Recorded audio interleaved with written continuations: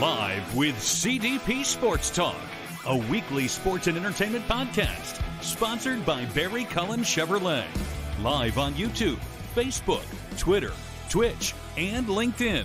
And on audio via Apple Podcast, Google Podcast, Spotify, Anchor FM, iHeartRadio, Amazon Music, Radio Public, and TuneIn. Now, here's your host, Chris Palme.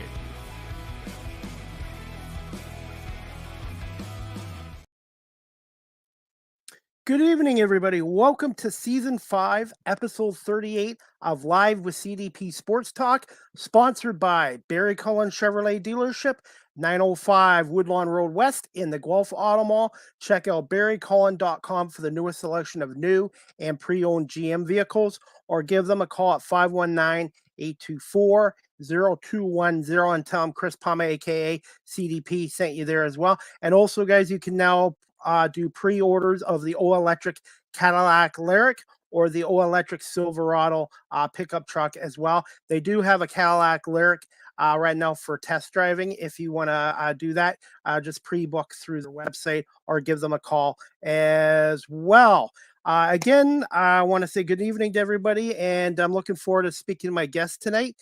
He is the voice of the Ontario Hockey League's Kingston Frontenacs.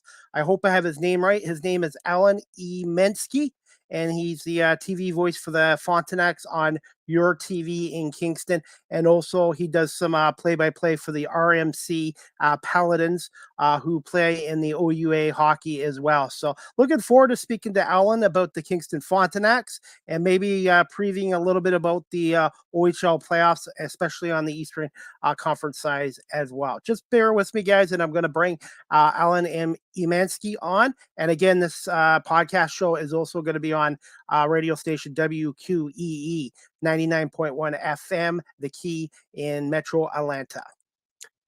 Good evening, Allan. How are you doing? I'm doing well, Chris. How about you? Good. And I want to say thank you so much again for coming on tonight and for letting me get some work done at the University of Guelph tonight and still be able to speak with you. Hey, anytime. That's the number one thing in this industry is be flexible. So always happy to kind of bend things around. Absolutely. And I've done it many times as well. Hey, I was going to say, since I have you on my show for the first time, how long have you been a Montreal Canadiens fan? I've been a Montreal Canadiens fan right from birth. My dad's a huge Habs fan, and it kind of came organically. He didn't really force me to be a Habs fan or anything. It just kind of happened. That was my team way back when. Like, you can see pictures of me when I'm, I don't know, maybe 6 months, a year, and I've got like the Habs gear on, and it's always been that, which is funny because my dad is a Habs fan, my mom is a Bruins fan, and my brother used to be a Quebec Nordiques fan, now Colorado Avalanche. So we've had some interesting nights over the years. Are you based out of Kingston, or do you do the games in Kingston? So I am based in Kingston. I live about, we'll say 5-10 minutes north of the city. So the perfect mix of country and still close enough for the conveniences of the city. But I actually grew up west of Kingston, roughly an hour in Prince Edward County. Wow. And I've never been to Kingston, but I need to get down there. It's a great hockey market. And I think the Frontenacs celebrated their 50th year in the OHL this year. Correct. It was the 50th year of major junior hockey. So you have to go all the way back to the 70s.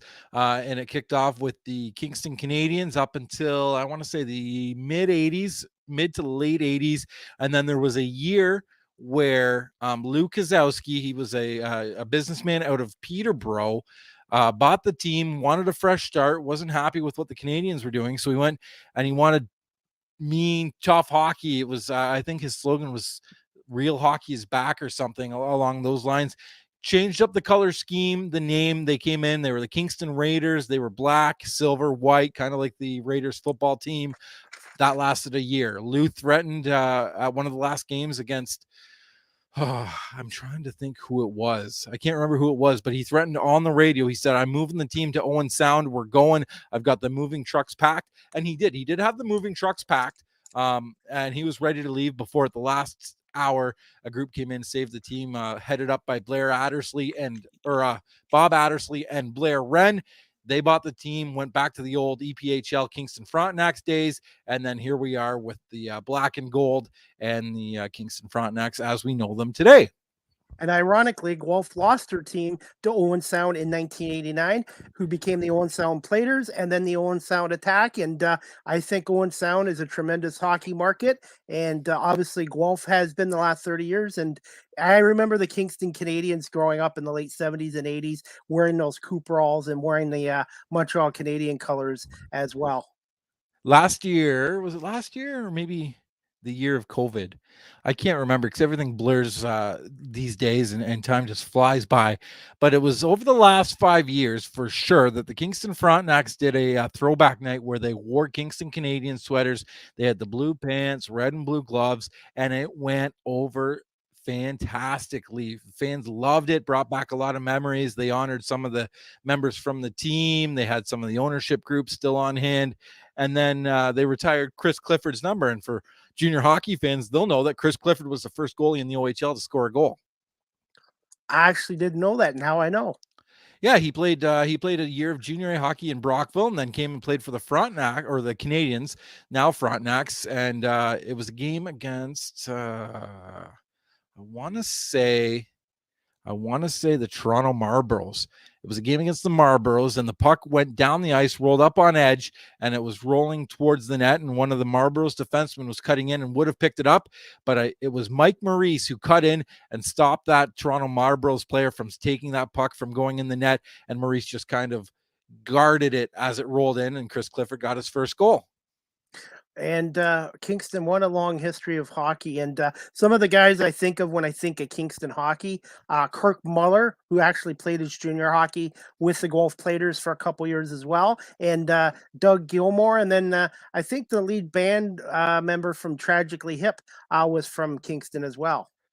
Yeah, so Gord Downey is the lead member from the Hip, who's from the area. He's spent time in Kingston and Amherst, which is kind of like a suburb of Kingston, we'll call it. It's a little town, maybe 10 minutes west of the city. And he was a goalie. He wrote Lonely End of the Rink about his time playing in minor hockey and how the play would be down at the other end and he'd be all alone there, or he'd give up a goal. And he'd always look down, and it was either his grandpa or his dad would always be there with his arm in the air, like so that he would know that somebody was there with him. And so that's a cool little tidbit. Kirk Muller, you mentioned, started with the Kingston Canadians, played as a 15-year-old here in the city because you could play for your hometown team as an underage in the OHL. And so he did that before going and landing with the Platers. We've had Doug Gilmore, who never actually played with the OHL team. He went and played with their rivals, the Belleville Bulls. Didn't Doug Gilmore play a bit for the Cornwall Royals as well? Yep. He played for the Cornwall Royals while they still had their team, which, for the record, I would love to see them get back into major junior hockey, whether that's Quebec or the Ontario League. I don't know if it's in the cards, but it would certainly create another close rival for the Frontenacs, because you look at the makeup of the OHL right now, and Belleville was great when they were right next door, but now they've gone and they've moved to Hamilton, which is now Brantford. And so the closest rival for the Frontenacs would either be Oshawa to the west, or in the east, it's Ottawa. Since I got you on this subject, does Cornwall have a new facility that they could have an OHL team in the future, possibly?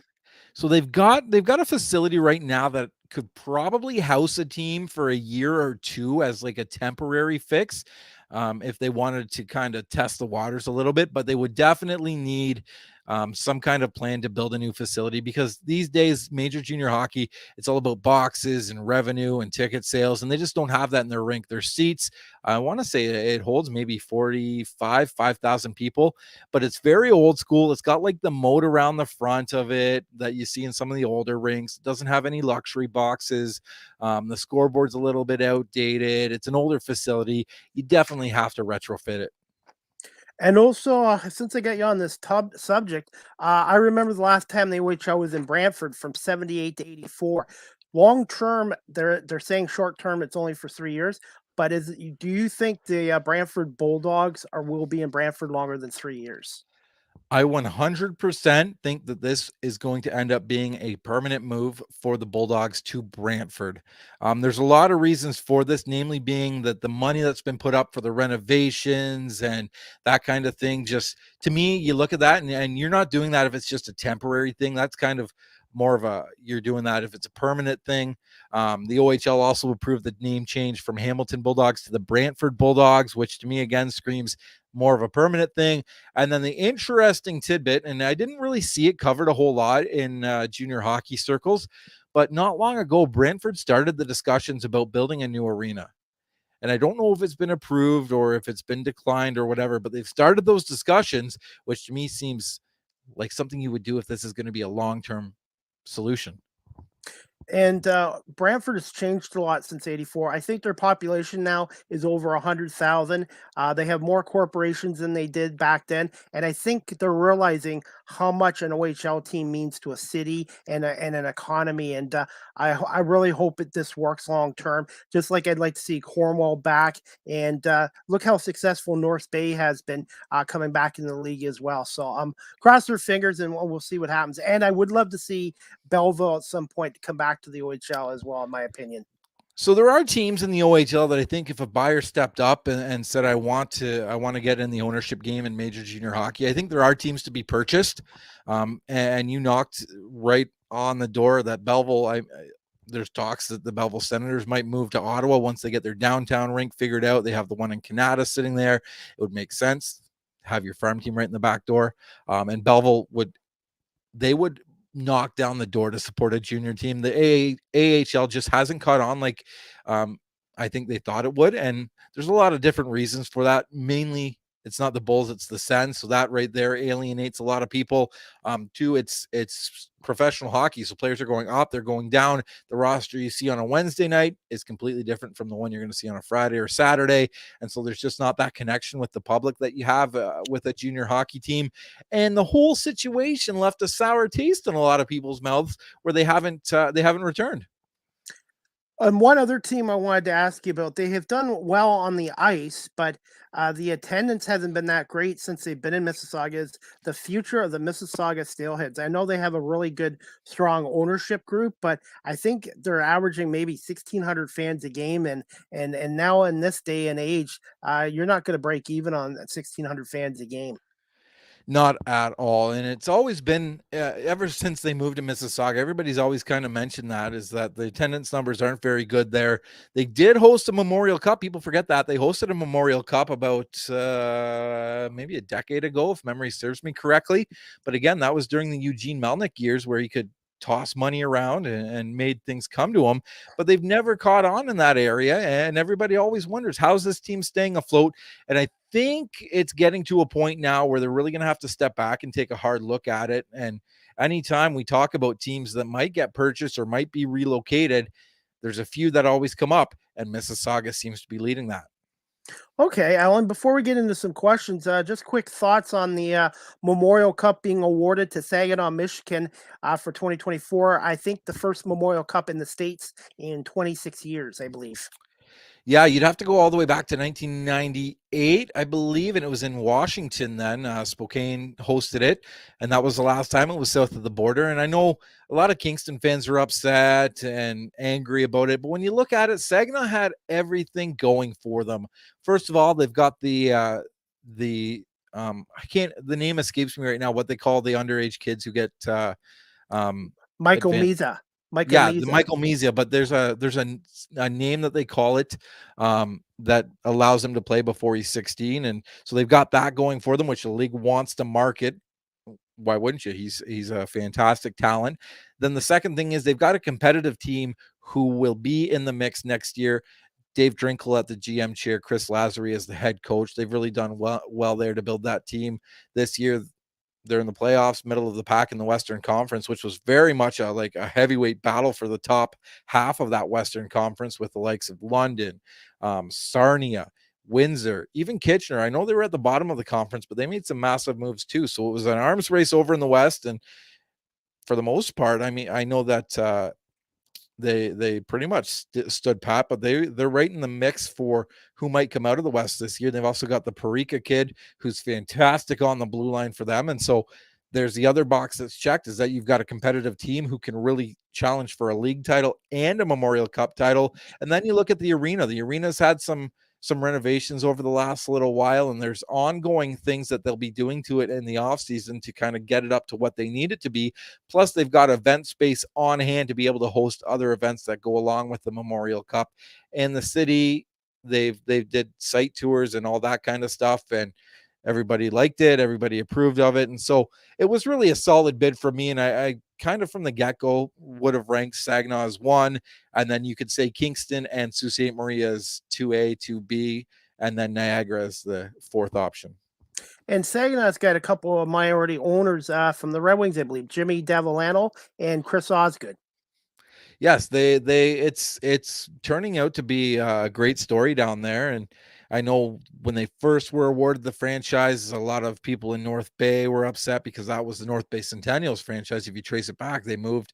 The gentleman's name escapes me off the top of my head who kind of orchestrated it all, but there was really never a chance for North Bay to save the team. And it was kind of like, oh, we're moving. Hey, that's how it's going to go.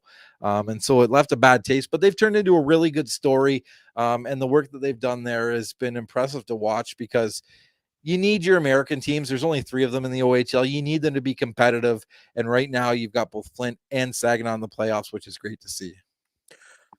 Long term, do you see the OHL maybe going to a 4th, or maybe adding a couple more American OHL franchises, or do you think for now they'll just keep the 3 they have? I'm on the fence about it. I go back and forth. I think the league wants stability more than anything, so they want to make sure that all 20 teams are healthy and thriving before they even entertain expansion. It would not shock me if they moved into upstate New York somewhere. It seems to be kind of the surrounding area of Ontario that they haven't really tapped yet. You think you've got Flint, Michigan, Saginaw, Michigan, Erie, Pennsylvania, but nothing in New York. So it could be a huge market for them if they're able to infiltrate that over the next, say, 5 to 7 years and find a spot for them. And I know a long time ago when the Niagara Ice Dogs and the Mississauga St. Michael's Majors were owned by Eugene Melnick, and they were forcing him to kind of sell one off and deal with that. Somebody had mentioned Tonawanda or New York as maybe a potential destination. So it wouldn't shock me to see if that comes to be. My only concern about that is with them being so close to Buffalo and the Sabres, it's just like junior A hockey hasn't really done well in the Toronto GTA area as well.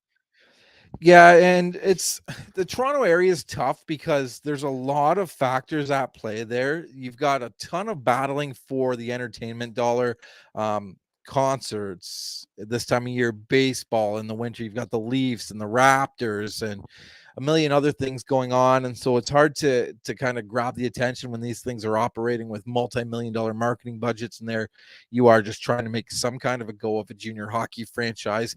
But the OHL really thrives in smaller market communities. You look at the Peterboroughs, Oshawa, North Bay, Sudbury, Sault Ste. Marie, Kitchener.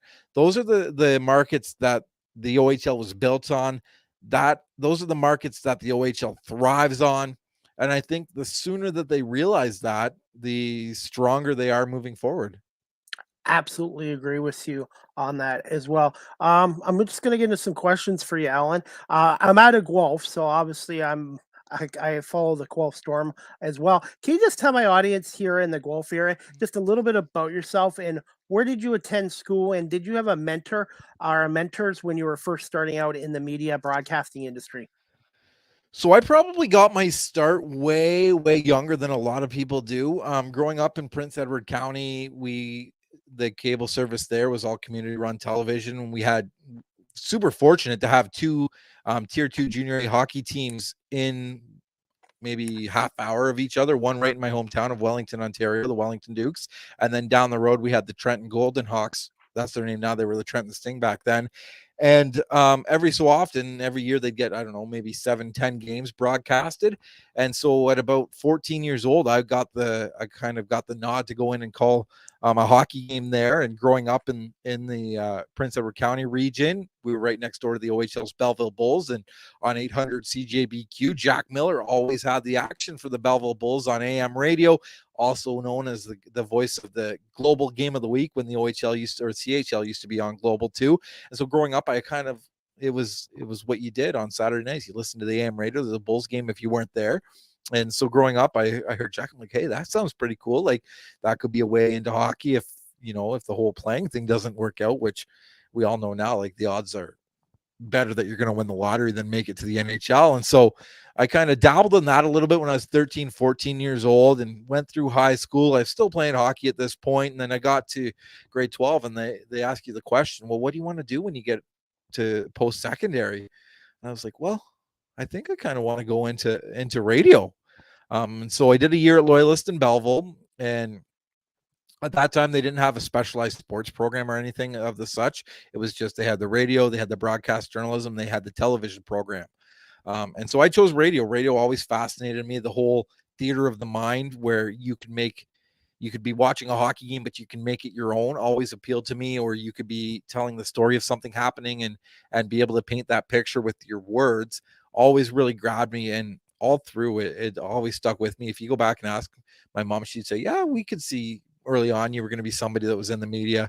And so I went to school to Loyalist for a year and did radio. Wanted to get away from home because Belleville's only about 20 minutes away from Wellington. I wanted to get away from home, went up to North Bay and finished up there at Canadore College, and worked for the junior A team there for a few years.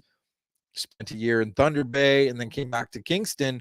And that's really where my sports broadcasting career took off. I came back and I knew the coach of the tier 2 junior hockey team here, and they were looking for somebody to kind of come in and do equipment. I had scouted for him over the years. He needed somebody to come in and do equipment. I said, sure, like anything to be involved, I'll go and help you with that. So I did that for a year. And then the following season, their play-by-play media guy left and they didn't know anybody to ask. And they said, hey, is this something you'd be interested in? And so that was 2010, 2011. And I've kind of held a role in that capacity since then. And I've done, Kingston Voyageurs games. They're now the Collingwood Blues in the OJHL, but I did V's games for 10 years. I currently do RMC Paladins games. I do the Kingston Frontenacs games. I've called Wellington Dukes, Belleville Bulls, Napanee Raiders, Junior C hockey. I've been fortunate enough to get to call some World Junior action. I also was the play-by-play voice of the World Junior A Challenge when it was in Whitby. I've done the Women's National Under-18 tournament for Hockey Canada and kind of a little bit of everything, to be honest. Do you remember your first game and were you a little bit nervous? So I've never really been somebody that gets nervous, and I don't really know why. And maybe recently I figured it out, because if you look at it, the emotions of excitement and nervousness, the feelings are the exact same. The only difference is how you use them. And so that maybe was the key, that I never got nervous. Like it wouldn't matter if it was a big moment in school or I had a music recital or anything like that. Like my brother would get super nervous and sometimes couldn't do it, but I love the spotlight. I love to be out in front of people and performing. And it's something that just came natural to me. And I never really got nervous per se, but I do remember the first broadcast, and it was a Trenton Sting Wellington Dukes game in Trenton, and it's an old arena. It's got like the bowl seating all the way around. You're right on top of the action, wooden beams over top. At that time, there was no netting, so pucks are flying by in, warm up, and I remember going there and just kind of, I had my notes and everything, and for the first, 10 seconds of the game, I just kind of sunk it in because I couldn't believe that I was actually getting the opportunity as a 14-year-old kid to be able to call junior hockey on television. Wow. Now, so far, obviously, you're going to say Kingston's your favorite home rink. But besides Kingston, what are some of your favorite rinks around the OHL to call a game from? North Bay's arena. Well, now they've changed it a little bit, but back when I was up there and it was tier 2 junior A hockey, they still had the arena like it was in the OHL days, and they've got a press box that's literally parallel with the benches at ice level. So you're way up, literally in the rafters, looking down on the bench, and it's a very, very cool perspective to call a game from, because you've got the bird's eye view of the entire ice surface, but you can also hear everything that's being said on the benches as well as between the players, which makes for a cool dynamic on any broadcast. All right. I'm going to put you on the spot with this question. Which catwalk is more scarier, the one in Oshawa or the one at the First Ontario Center in Hamilton? I would say that is a tough one, but because Oshawa is so well lit and the one at the First Ontario Center in Hamilton is just dark and the stairs are black, it's all black wires everywhere, I'm going to say Hamilton, because there is a real possibility that you could trip and not even know you're going to trip.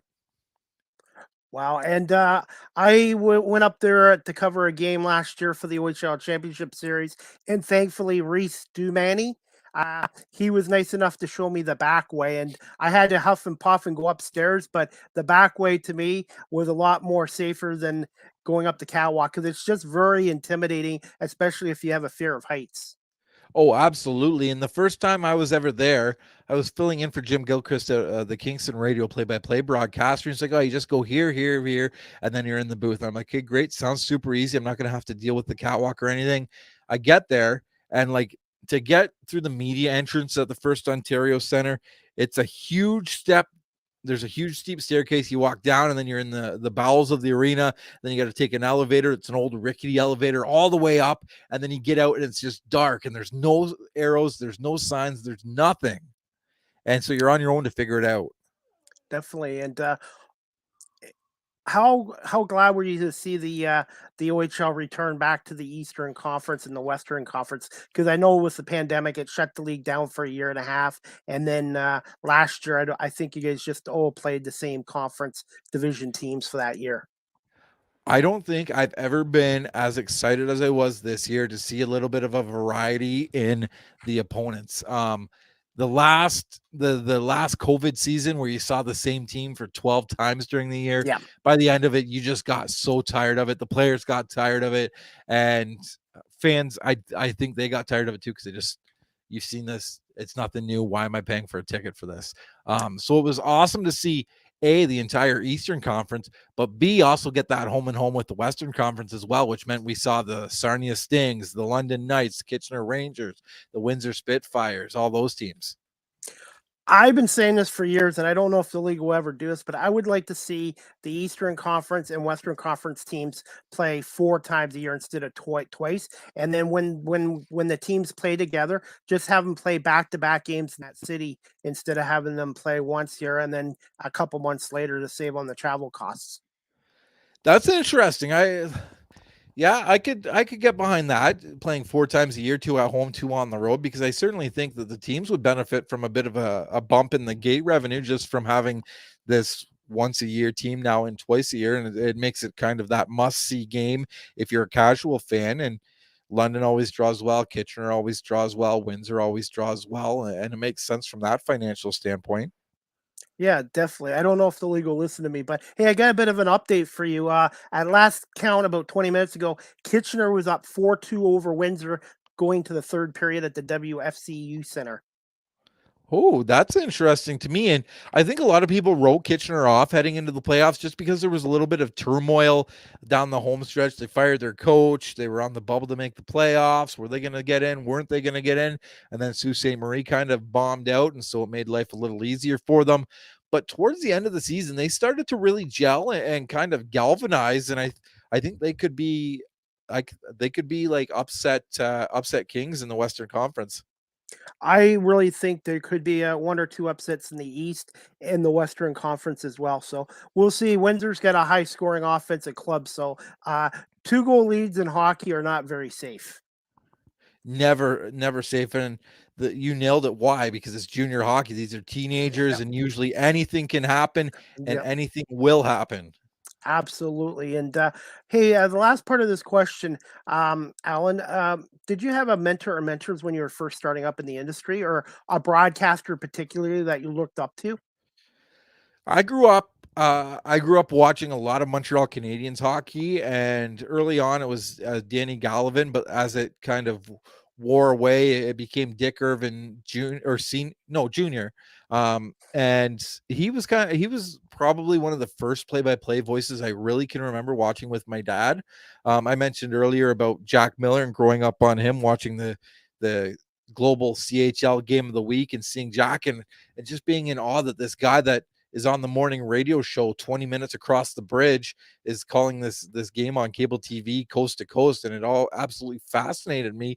And this is still a career highlight for me, is the years later when I got to fill in and call the Belleville Bulls games for Jack, and he was sitting right there. That's still a massive career highlight for me, to be able to be watching him and listening to him growing up and then be the guy that got to fill in for him. It was one of those full circle moments where you kind of pinch yourself a little bit. Yeah, with me growing up as a kid, I remember Jack Miller, obviously Dan Quinn with the Windsor Spitfires in the OHL Game of the Week, and then the legendary Don Cameron, who called the Kitchener Ranger games for 50 years on CKK W1090, and then later on 570 News in Kitchener as well. And I grew up I had TV obviously, but back then a lot of the OHL games were on radio, and to me, those are three of the favorite guys I had growing up as a kid. There's nothing that compares to listening to sports on the radio, and it's one of the big reasons that I'm a huge supporter of terrestrial radio in the FM AM sense, but it's so hard to get sports on the radio dial these days. It's one of the reasons that I have a Sirius XM subscription, is so that I can listen to hockey, I can listen to baseball on the radio, because there's something just magical about it when there's this guy at the arena, and he could be however many kilometers away from you, but he's still able to transmit that picture that he's seeing into your ears and allow your mind to paint what's going on out on the ice surface. Absolutely. And just about a month ago, Alan, I had a radio station in Atlanta, Metro Atlanta, pick up my show, thanks to Rod Peterson, who's a Hall of Fame broadcaster out in Saskatchewan. And it's just something that's been amazing having my show on their station. I guess they're going back to traditional radio where they want sports talk and shows from the US and Canada. And I've been very lucky so far. And I'm hoping one day I get to work full time in a studio. Right now, my show is remote, but I always grew up loving radio just as you do.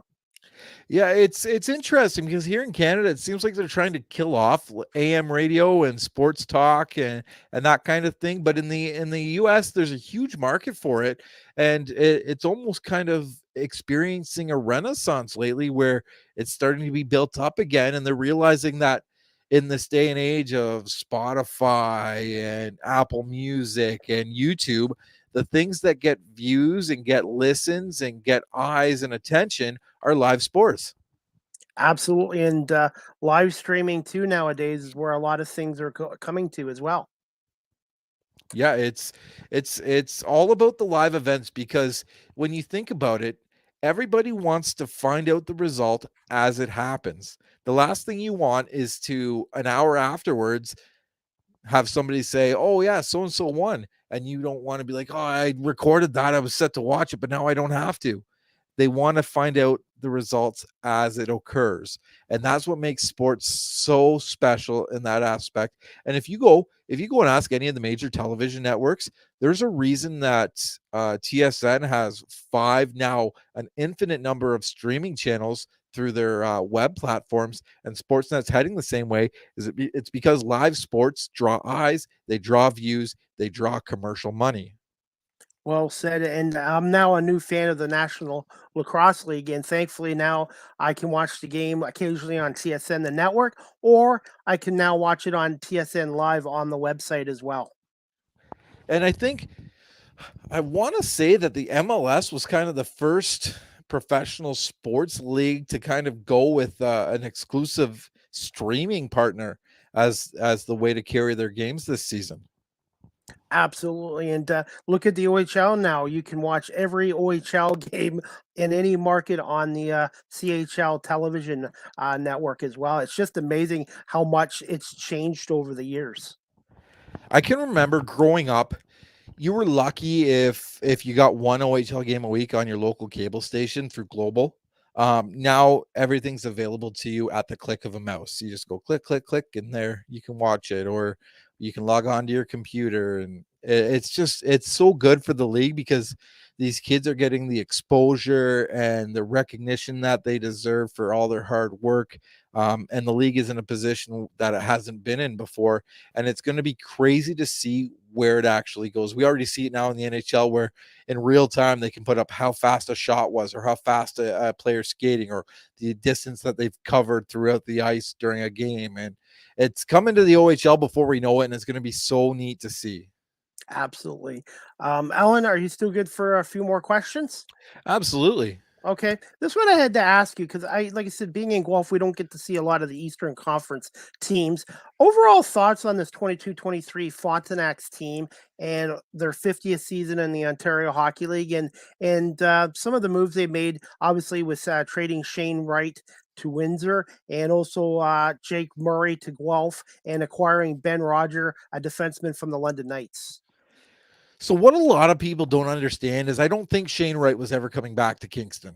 And they're like, oh, you could have held on to him. You could have held on to him. Yeah, you could have held on to him and got nothing for him. And then he goes to Seattle next year and you're trying to recoup assets. And so GM Corey Cooper in that deal, he wasn't dealing from a position of strength, really. It was kind of, well, Shane wants to go to these teams, work out a deal, and go from there.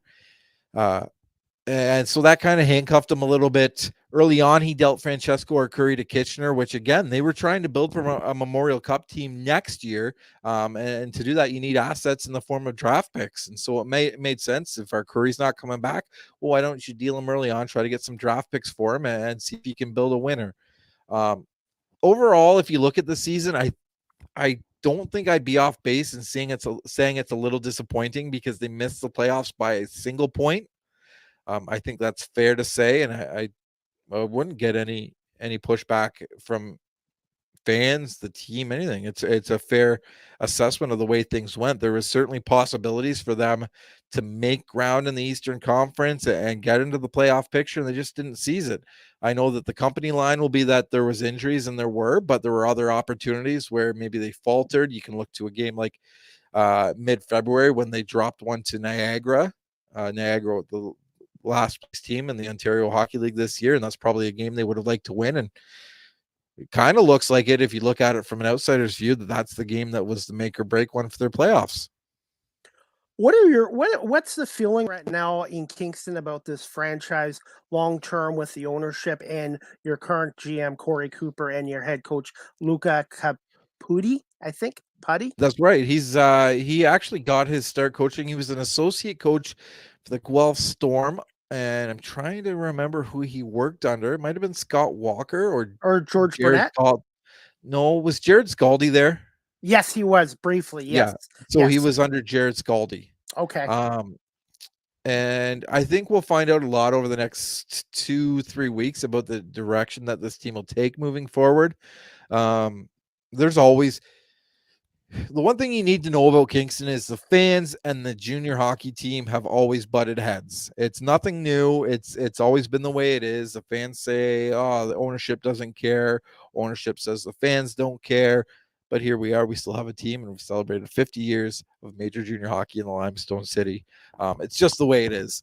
There is reasons for the fans to be upset, and there's certainly reasons for the ownerships to be upset. There's no question about that. But I do feel like this team is set up heading into next season in a good spot. They've got a lot of good pieces that'll be returning, a couple extra years under their belt, and it makes a world of difference. A lot of these kids, they lost the season because of COVID. Now they'll be playing, quote unquote, their third OHL year. And when you've got teenagers, like what can happen over a summer is monumental. Speaking of the pandemic, what were your thoughts on the OHL not giving the overagers during the pandemic that extra year? Did you agree with that, or do you think they should have made an exemption for that since it was a pandemic, which doesn't happen very often?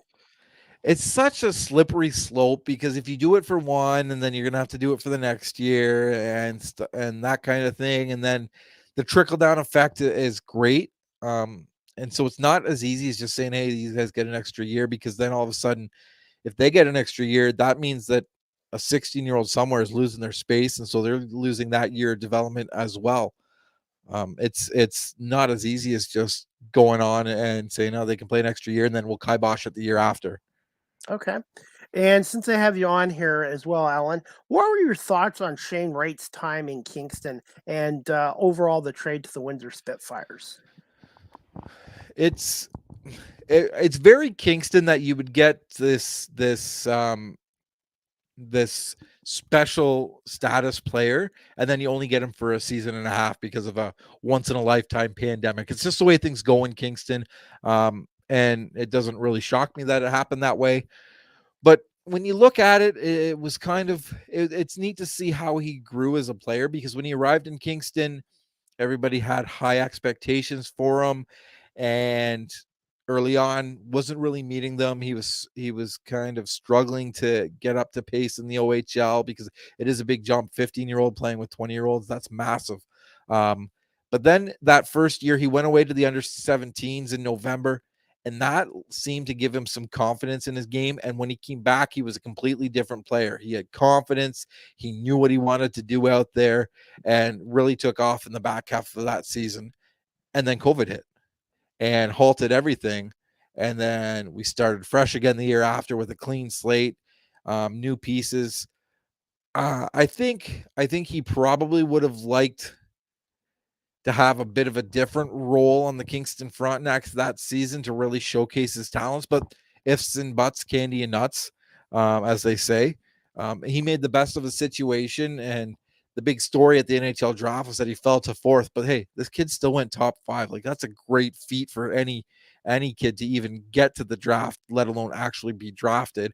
And he went to a team like Seattle, where it looks like they're going to build to be something to be reckoned with for the next 4 or 5 years with the young talent they have out there. So all in all, this might actually work out to benefit Shane Wright, because you're not going to go to Montreal where all the eyes are going to be on you, clamoring for a Stanley Cup for the first time since 1993. You're not going to go to New Jersey, who they seem to have a plethora of young talent, so you're going to be buried down the depth chart. And in Phoenix, well, I mean, that's self-explanatory. Okay. What are your overall thoughts? Will the GM and the head coaching staff be back next year? And overall, what did you think of the job they did this year? So I think it's always hard to sit back and look at it and say, well, this should have been done, that should have been done, and stuff. And I've been in the management side of it, so I know that it's a no-win situation sometimes. It's easy for me to now sit back and say, well, maybe if they had brought in a new coach, they could have saved the season and headed into playoffs and saved it. But then there's the injuries, and would a coaching change prevent those injuries? No. No. And so that aspect of it makes me wonder. And I'm not privy to some of the conversations that the players have with management and coaching staff either, really get a pulse on that. That's probably one of the things from COVID is that we don't have the same access that we did before, but we might get back there eventually. And so it's hard to say. I would say that probably a more veteran coach likely gets the job done, and kind of tweak some things, and they probably sneak into playoffs. But again, hindsight's always 2020. And sneaking into the playoffs, you get a first-round date with the Ottawa 67s, who are probably considered the best team in the league.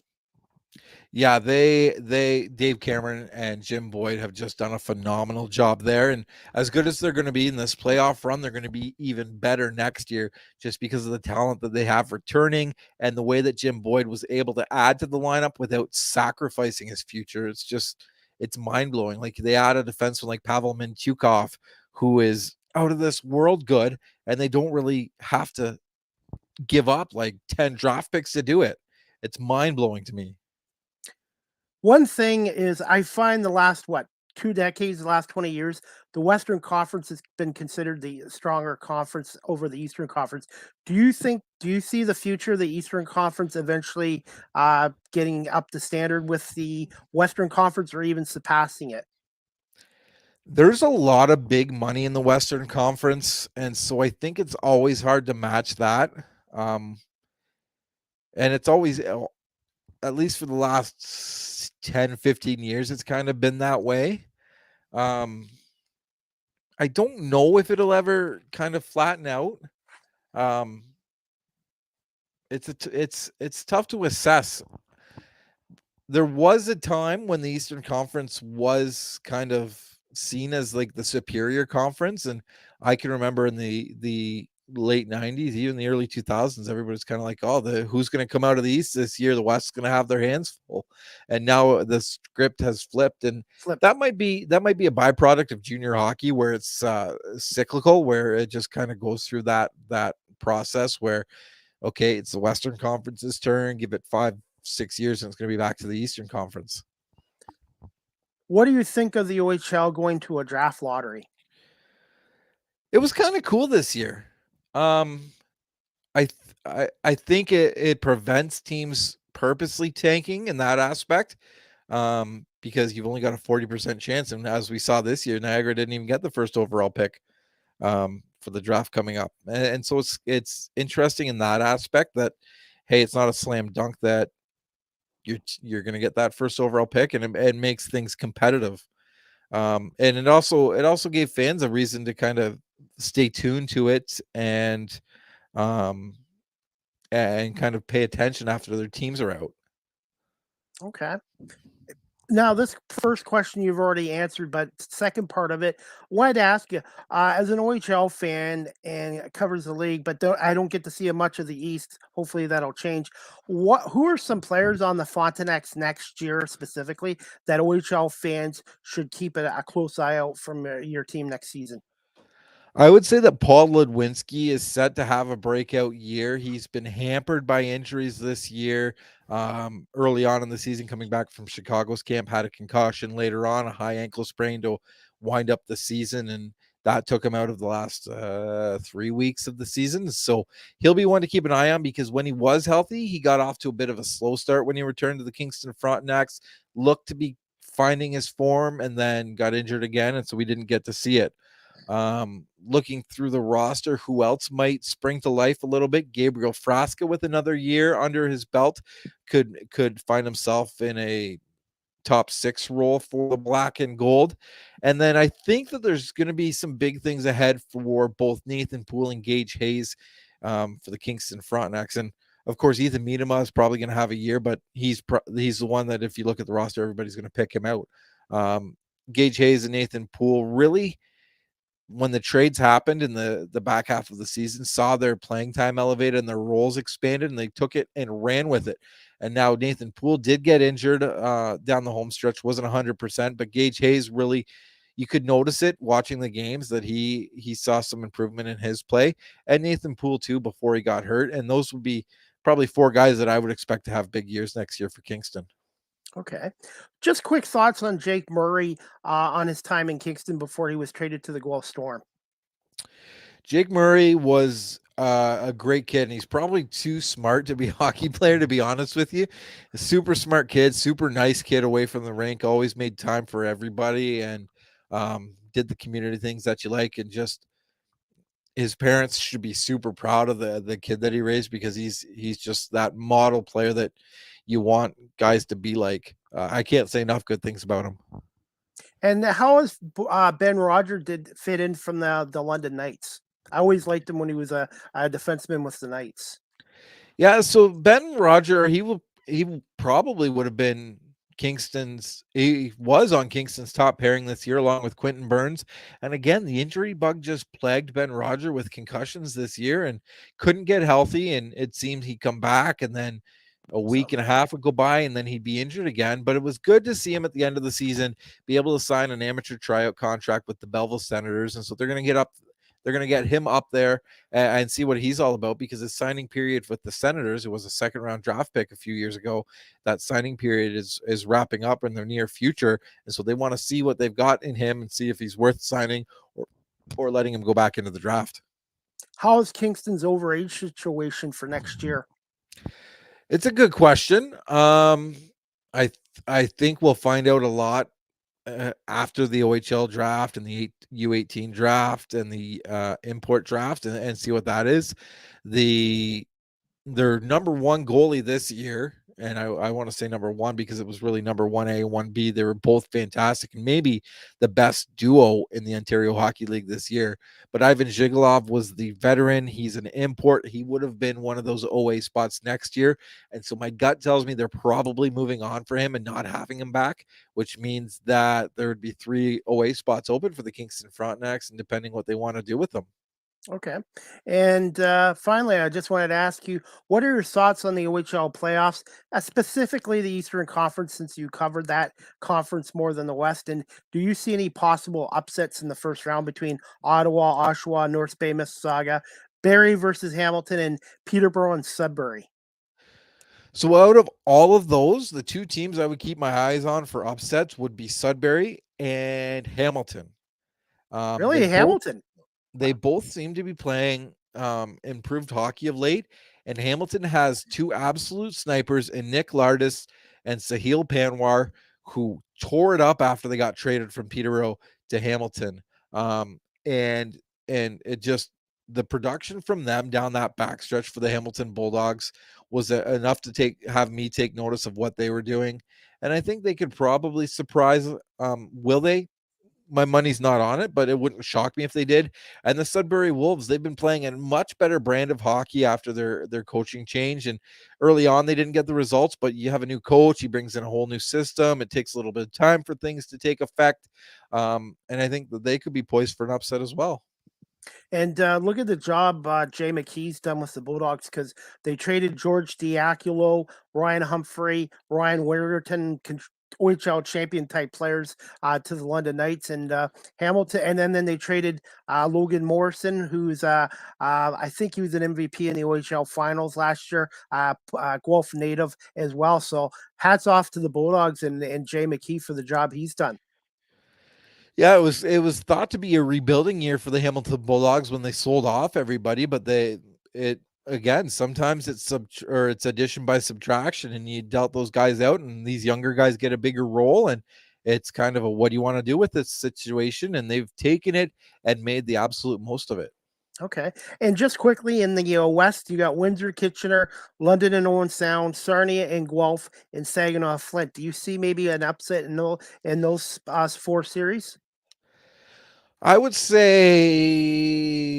unlikely, but it wouldn't shock me if Kitchener was to upset Windsor. If I was to pick one, that would be the one. Okay. I have I think Guelph can beat Sarnia, and I think it'll go 7 games. I really think if Guelph can get consistent goaltending, which they haven't had this year until they acquired Patrick Lever and another goalie I'm trying to think of, they had to switch their goaltending situation, and I think Chad Wiseman's done a good job. So for me in the West, I wouldn't be shocked if Guelph upsets Sarnia in 7 games, but I think the Sting are obviously the favorites, but we'll see what happens in that series. Sarnia's blue line is just ridiculously good, and the addition of Ethan Del Mastro, and I talked to a scout about this. Ethan Del Mastro is an OHL version right now of Victor Hedman. He's big, he can be physical, he can be mean, but he's got elite skill. And if you've got a defenseman like that, you're going to do big things. Hey, you know what? I'm really looking forward to these playoffs because I think we're going to see a lot of great series. I know back in the 70s and 80s, the first round, you would see a lot of 4 game sweeps, but I think this league is so much more competitive than it was 20, 30 years ago. Don't think you're going to see too many sweeps in the first round in the East or the West. The parity is real in the Ontario Hockey League these days, and it's great to see because the margin of error between teams is so slim. Absolutely. And before I wrap this up, Alan, I wanted to ask you this as well because what are your thoughts on the longtime radio voice of the Kingston Frontenacs and the Canadians, I think since 1980, Jim Gilchrist, and how much has he meant to the franchise over the years? He has been a mainstay through the Canadians, Raiders, Frontenacs years. and the voice of so many people's childhood growing up listening to the Frontenacs games on whether it was GTO 960 or CKLC or whoever had the rights back then here in Kingston. And he's an absolute legend, one of the nicest guys you could meet. He's taken me under my wing since getting involved on the TV side, and I've even had the pleasure to fill in for him one time in Hamilton. I think that's a rarity that Cookie ever misses a game, but it was just it's so cool to be able to have a colleague like that in Kingston, and just be able to soak in the information, the stories that he's able to impart on you. And it's the highlight of my week when you go to the media room and he's there and he's telling you stories about this in 1987 or this in 1995, and he's been a guy that's lived Kingston Frontenac's history. Has he ever thought about writing a book about his career, or has he already done that? I don't know. I've never asked him that. I know he was part of like the Kingston Frontenacs 50th year history, but I don't know. I don't know if he's ever considered writing like stories from the road or anything. And I've been lucky. I've had Steve Bell on from the Windsor Spitfires, and Mike Stubbs from the OHL, from the London Knights, and Mike Farwell. There's so many great guys in the Ontario Hockey League, and you're the first one from the Eastern Conference to come on my show, and that means a lot to me. Everybody in this league has been really supportive of my show and my media work. Well, hey, it's an honor to be the first guy from the East. I didn't know that, but hey, I'll gladly take that, and hopefully I didn't let any of my colleagues in the Eastern Conference down. No, definitely, and I'm gonna try to work on in the summertime and next year to try to get some guys from Sudbury on and the rest of the Eastern Conference, and just try to go around the OHL. And Mike Farwell, everybody, including Mike Farwell, Mike Stubbs has been great, and Steve Bell, who's done the Spitfires for parts of 30 years as well. Yeah, and Steve Bell, another legend, right in the same conversation as Jim Gilchrist. He's been around, and it was good to see the Spitfires honor him this year. Definitely. And before we wrap this up, Alan, an hour goes by quick, by the way. What is your most memorable call you've done so far in your career with the Frontenacs and even the RMC Paladins? And maybe the next time, if you're interested in coming back on, you can maybe talk a little more about your work with them. So my most memorable Kingston Frontenacs moment would have been it's got to be 5 years ago now when they went to the Eastern Conference against the Hamilton Bulldogs. But early on, they were in a playoff series against the North Bay Battalion, and everybody thought it was going to be a super walk for them. It's Easter. It's Good Friday. The Frontenacs can close out the series if they win that game. I'm thinking, okay, this is going to be done in regulation. Like, get over it. I'll go to my parents. I'll drive that night and get there in time, and all will be good. Not the case. If memory serves me correctly, it went to 3 overtimes and late into the third overtime. And I kept texting my mom. I was like, hey, mom, like, probably just another couple minutes. Like, this is going to end real soon. No, didn't. Second overtime, same thing. Hey, mom, it's definitely going to like end soon. Like, we'll hit the road as soon as we're done. No worries. Third overtime. Hey, mom, I really don't think it's going to end soon. And then finally it did. Gabe Velarde, the hometown hero, got the overtime winner there.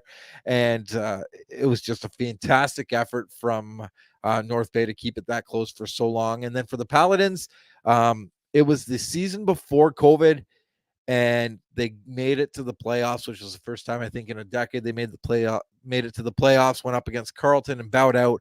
But just to get to the playoffs for them was fantastic. And one of the games I did this year for the University of Guelph Griffins women's hockey team against the Windsor Lancers went to 4 overtimes, 7 periods, and it was Jeffrey Brando did a great job. And I said to Jeffrey, "Save your voice." Because he called so much, and I have to admit, I've become a fan of OUA hockey since I started working with Griff Vision for the University of Guelph, both the women and men's hockey. It's very good hockey. It's everybody says it's the best kept secret. It absolutely is. Get out there and see some OUA hockey if you can. Absolutely. And to wrap this up, Alan, where can my audience find you on social media? And why should OHL fans should consider taking up a game at the Leon Center in Kingston next season? So you can find me on social media under my first name, last name is my handle, Allan, Allan, Etmanski, Etmanski, all one word. Instagram, Twitter. You can find me on Facebook too. And why should fans take a game in at the Leon Center? Kingston is one of the birthplaces of hockey. We have a rink right in the downtown core on the water, close to tons of restaurants, hotels, tourist attractions. You can knock off so much on your list and take in an OHL hockey game, all while saying you did so in one of the birthplaces of hockey. How big is Kingston population wise? 120th, 120ish, 130,000 around there. Okay, so it's a little bit smaller than Guelph, but similar. Yeah, it's amalgamated. So there used to be the city of Kingston and then the township of Kingston, and they've amalgamated the two to make the giant metropolis we call Kingston. And finally, before I let you go, do you follow March Madness by any chance? The I Final love Four? it. I love Oh, it. okay. Quick prediction on the Final Four, and who do you see coming out as a winner? I don't have anybody this year. Like my guys got beat out way early on, and so I'm just enjoying the game that we're gonna see, because March Madness always produces some of the best sports moments of the year, just because of the entire dire situation that each game is. It's to me, it's one of those most see months of sports. Absolutely, I agree with you, and I'm looking forward to the games on Saturday. But hey, Alan, I want to say thank you so much. Did I pronounce your last name right? I just want to make sure I got it right. Allan Etmanski. Almensky. Okay, I'm trying to pride myself on trying to get that right as well, because it is really important, no matter what you do, to try to get people's names right. I appreciate it. Okay, well, hey, Alan, an hour went by quick, but thank you so much for coming on season 5, episode 38, 258th show I've done in 3 years, and really enjoyed talking to you about your career and learning a little more about Kingston and Frontenacs as well. Thanks so much, Chris. It was a whole lot of fun to join you, and hopefully we can do it again later on. Yes, if you can give me about maybe 20 minutes, I'll have this episode downloaded to my audio platforms, and I will let you know next week when our show airs on WQEE 99.1 FM, The Key in Metro Atlanta. Awesome. Sounds good.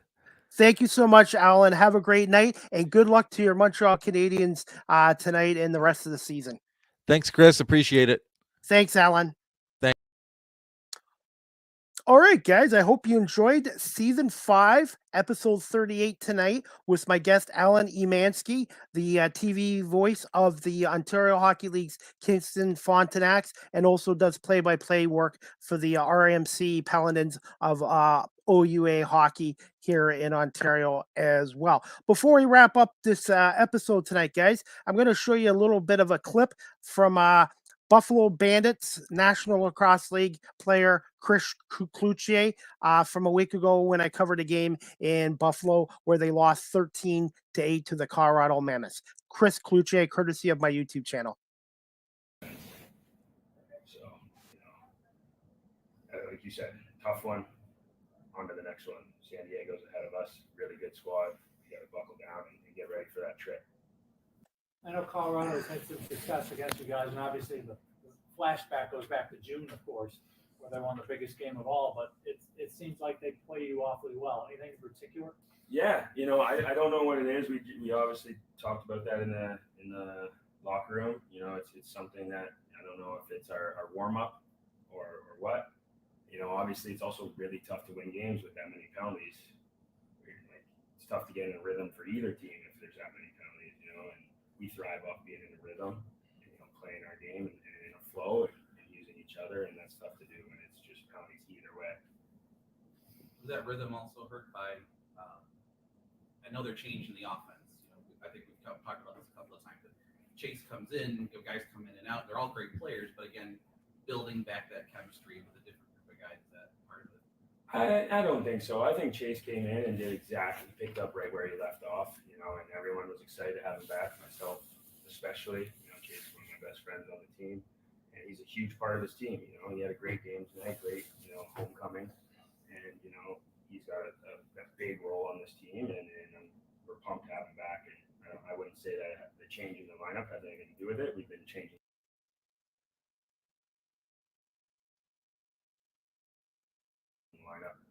whole season pretty much with injuries. So, that's like I said, we're chalking that one up to just not enough effort from everyone, myself especially. You guys have been living like walking on a high wire these last 6 games. Like every game's been close and you've been pulling it out. You're probably a little surprised. You probably built up enough confidence that you're surprised something good didn't happen this time. Yeah, you can't expect to just go down in the first. Unfortunately, that seems like how we're playing this. Like second half team, we say it all the time. But you can't bury yourself too deep of a hole. Sometimes you can't climb out. And go back to that rhythm thing. They started to catch rhythm at the end of the game, right when it counted. That's deflating for us. We got to learn to overcome that, and not let that affect us mentally, and be ready for the next play. Hey, Chris, I'm from Guelph, by the way, so I'm not far from you because Okay. you're from Kitchener. So Yeah. I'm going to ask you a question. Since you've been in the league, do you find this league is more competitive now than ever before? Yeah, we're getting amazing players coming in, like young guys that are just, the talent is crazy. But the other big thing that you're seeing a lot more of now in the game is American players. They're bringing a different style of game. We got Max Adler who's been crushing it on the faceoffs for us, giving us extra possessions, and I think that improves the level of skill in the game. But if you look back, you can't say the talent wasn't there. There's been some pretty amazing players, especially come through Buffalo. But, yeah. You guys circle San Diego on the calendar when you see it coming. When you walk outside today? I don't think we circle anyone. We come to play our game every game, and we can't factor in who we're playing before the game because if you do that, then you get outcomes like tonight. In terms of the road trip, though. Oh yeah. It's usually a good trip, but tonight's our wake up call, so it's a business trip when we get there. No messing around.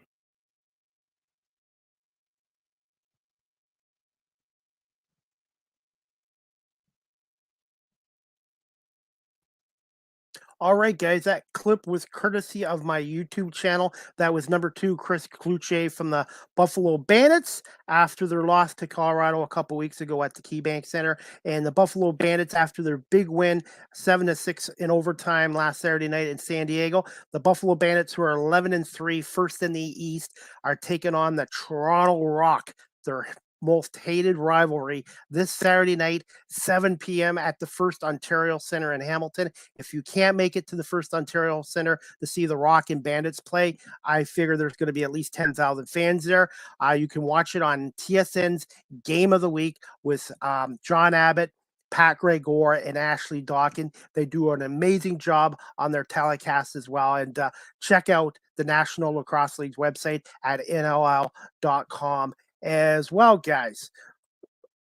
And I'm going to wrap this up, guys. The next live with CDP Sports Talk, Season 5, Episode 39, will be Monday, April 3rd at 5 p.m. Eastern with my guest, Susan Ivey. She's the creator of the Bikini Chefs brand recipes and content. And Susan is also an award-winning producer, award-winning producer, author, public speaker, media personality in media personality in Southern California. Guys, I can speak. Sometimes that happens. I talk a little too quick, so I got to work on that as well. So I hope you guys can tune in to Season 5, Episode 39 this Monday night, April 3rd at 5 p.m. with Susan Ivey. Again, live on YouTube, Facebook, Twitter, Twitch, and LinkedIn as well. I'm looking forward to speaking to Susan about her career as well, guys. You guys can also listen to my radio station, WQEEFM.radio12345.com as well. And Live with CDP Sports Talk is on 4 nights, weeknights on WQE 99.1 FM, The Key, between 8 p.m. and 9 p.m. Eastern. And thank you to Ryan O'Neill, their station manager, for bringing my podcast show under the radio station as well. They have really good talk radio on there as well, so please tune in there as well. And guys, before we wrap this up, I just got a couple other things I got to do. as always, Live with CDP Sports Talk is always live streamed on YouTube, Facebook, Twitter, Twitch, and LinkedIn. And thank you to everyone for watching this episode on live stream platforms as well. You guys can also check out my official website at beacons.ai/Chris D. Palme. All my content work and previous podcast episodes is on that website as well. Live with CDP Sports Talk, again, is brought to you by Barry Cullen Chevrolet Dealership at 905 Woodlawn Road West in the Guelph Auto Mall. Check out barrycullen.com for the newest selection of new and pre-owned GM vehicles, or give them a call at 519-824-0210, or you can email them at info@barrycullen.com as well. You guys can also follow me live with CDP on TikTok. That's at Live with CDP on TikTok. I post a lot of video content there for my podcast show there on TikTok as well. StreamYard is the official live stream provider of Live with CDP Sports Talk. If you're into webinars or podcasting, I highly recommend StreamYard as well. Live with CDP Sports Talk is produced by yours truly by CDP Media Productions in Ontario 2023 as well. And finally, guys, Live with CDP Sports Talk podcast, the audio version is available on iHeartRadio, Amazon Music, Google Podcasts, Anchor FM, Apple Podcasts, Breaker, Pocket Casts, Radio Public, Spotify, Castbox, LinkedIn, Stitcher, and Tuned In, and weeknights at 8 p.m. Eastern, again on radio station WQEE 99.1 FM, The Key in Metro Atlanta as well. And finally, guys, you can email Live with CDP Sports Talk at cpalme19@gmail.com, or you can text the show with comments or questions at 519-820-7188 as well. And that's about it, guys. Again, I want to say thank you to my guest, Allan Etmanski, the TV voice for the Kingston Frontenacs of the OHL, for coming on, and also the RMC Paladins of the OUA as well. So I hope everybody has a great evening, a great weekend. Enjoy Major League Baseball coming back. The Blue Jays won an exciting game today, 10-9 over the St. Louis Cardinals at Busch Stadium. And of course, the Tampa Bay Rays defeated my Detroit Tigers 4-0. So welcome back, Major League Baseball, and the Detroit Tigers, who are going to have a long season, I predict. And also, guys, enjoy the NCAA men's Final Four basketball game this Saturday night with 2 games. And then I believe the championship game will be this Monday, April 3rd as well. And also, guys, again, check out the National Lacrosse League website, NLL.com. And if you can't get down to Hamilton Saturday night to see the Rock and Bandits, please check out the game on TSN's Game of the Week, again, with Pat Gregor, John Abbott, and Ashley Docking. Again, thank you to my guest, Allan Etmanski, for coming on. And I hope you guys can all tune in to Season 5, Episode 39, this Monday, April 3rd at 5 o'clock with Susan Ivey. Again, my next guest. I'm looking forward to speaking to her career in media and doing some radio work and real estate. And she's written a number of books as well. So hope you guys can tune in to this Monday night at 5 o'clock Eastern, live on YouTube, Facebook, Twitter, Twitch, and LinkedIn. All right, guys. Again, thank you, everybody, for watching and listening to Live with CDP Sports Talk, brought to you by Barry Cullen Chevrolet, and on weeknights at 8 p.m. Eastern on WQE 99.1 FM, The Key in Metro Atlanta. Have a great evening, everyone, and great weekend, and enjoy the sports games. And we'll see you Monday night at 5 o'clock with Susan. Thanks again for watching and listening to Live with CDP Sports Talk.